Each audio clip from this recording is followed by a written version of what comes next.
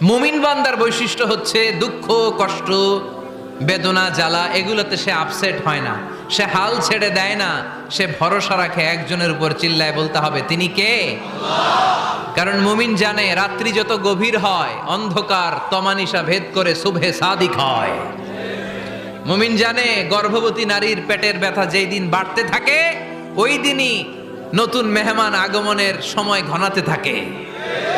মুমিন জানে তার জীবনে দুঃখ কষ্ট বিপদ যত বাড়তে থাকে সুখের দিন কাছে আসতে থাকে। এজন্য মুমিনের হারাবার কিছু নেই। ফা ইন্নামা আল উসরি ইউসরা, ইন্নামা আল উসরি ইউসরা। নবী হে, কষ্টের পরেই আছে আনন্দ, দুঃখের পরেই আছে সুখ। আপনি সমস্যায় পড়েছেন, ওই সমস্যার সমাধানও আছে না নাই? এই পৃথিবীতে এমন কোন সমস্যা আছে যেটা সমাধান নাই? কথা বলেন। সমস্যা তৈরি করেছে কে? আবার সমাধানও দিয়েছে কে? আল্লাহ ডাজন্ট ক্রিয়েট